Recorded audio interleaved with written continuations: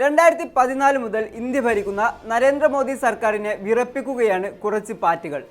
ഇന്ദ്രപ്രസ്ഥത്തിൽ അവർ കൊളുത്തിയ സമരാഗ്നി ഇപ്പോൾ രാജ്യമൊട്ടാകെ കാട്ടുതീയായി പടരുകയാണ്. സാധാരണഗതിയിൽ ഇത്തരം ജനകീയ പ്രക്ഷോഭങ്ങളെ ചാപ്പയടിച്ചും മസിൽ പവർ ഉപയോഗിച്ചും അടിച്ചമർത്തി ശീലമുള്ള മോദി ഭരണകൂടം ഇത്തവണ നേരിടുന്നത് അഭൂതപൂർവമായ വെല്ലുവിളിയാണ്.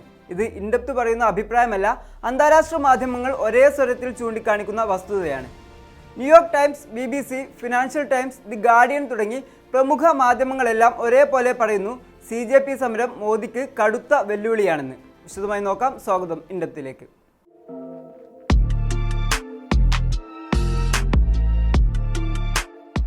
ഡൽഹിയിലെ തെരുവോരങ്ങൾ യുവാക്കളുടെ സമരവീര്യത്താൽ ചുട്ടുപൊള്ളുകയാണ്. അതിൽ മോദി ഭരണകൂടം വേവാനും തുടങ്ങിയിരിക്കുന്നു.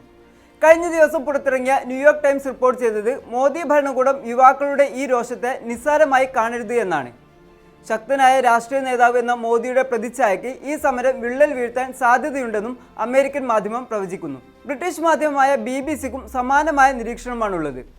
സമീപ വർഷങ്ങളിൽ പ്രധാനമന്ത്രി നരേന്ദ്രമോദിക്കെതിരെ ഉയർന്നു വന്നിട്ടുള്ള പൊതുജന രോഷത്തിന്റെ ഏറ്റവും ഉഗ്രമായ രൂപമാണ് കോക്രോച്ച് ജനതാ പാർട്ടി എന്ന് അവർ വാദിക്കുന്നു.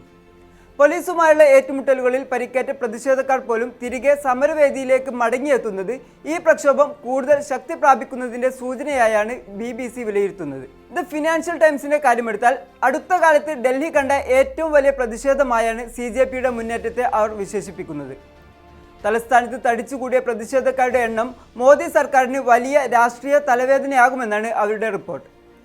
BJPയുടെ സമീപകാല തെരഞ്ഞെടുപ്പ് വിജയങ്ങൾക്കിടയിലും ഇതൊരു വലിയ തിരിച്ചടിയായി നിലകൊള്ളുമെന്നും അവർ വിലയിരുത്തുന്നു. ഒപ്പം ജനക്കൂട്ടത്തെ പിരിച്ചുവിടാൻ പോലീസ് നടത്തിയ ആവർത്തിച്ചുള്ള കണ്ണീർവാതക പ്രയോഗവും ലാത്തിചാർജുമെല്ലാം ഫിനാൻഷ്യൽ ടൈംസ് കൃത്യമായി വിവരിക്കുന്നുണ്ട്. നിലവിലെ ഈ പ്രതിഷേധങ്ങൾ മോദി സർക്കാരിന് മേൽ കടുത്ത സമ്മർദ്ദം ചെലുത്തുന്നുണ്ടെന്നും വരാനിരിക്കുന്ന തെരഞ്ഞെടുപ്പുകളെ പ്രത്യേകിച്ച് ഉത്തർപ്രദേശിൽ സ്വാധീനിച്ചേക്കാമെന്നുമാണ് ന്യൂയോർക്ക് ആസ്ഥാനമായ പ്രമുഖ വാർത്താ ഏജൻസി ബ്ലൂംബർഗ് വിലയിരുത്തുന്നത്.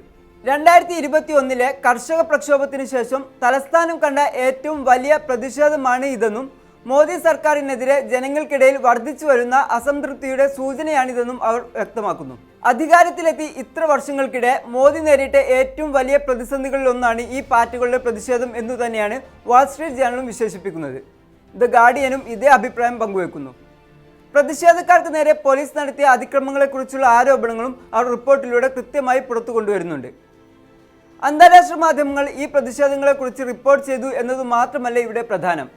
വേറിട്ട എഡിറ്റോറിയൽ നയങ്ങളുള്ള പ്രമുഖ മാധ്യമങ്ങളെല്ലാം ഏതാണ്ട് ഒരേ നിഗമനത്തിൽ എത്തിച്ചേർന്നിരിക്കുന്നു എന്നതാണ്. CJP പ്രതിഷേധത്തെ യുവാക്കളുടെ രോഷത്തിന്റെ പ്രകടനമായും വ്യാപകമായ ജനകീയ വിയോജിപ്പിന്റെ സൂചനയുമായാണ് ഇവരെല്ലാം കാണുന്നത്. പതിവിൽ നിന്ന് വിപരീതമായി പ്രതിഷേധക്കാരെ നേരിൽ കാണാൻ കേന്ദ്രമന്ത്രിമാർ തയ്യാറായത് കൂട്ടി വായിക്കുമ്പോൾ മോദി ഭരണകൂടത്തിന്റെ അടിത്തറ ഇളകി തുടങ്ങി എന്ന് തന്നെ വേണം കരുതാൻ.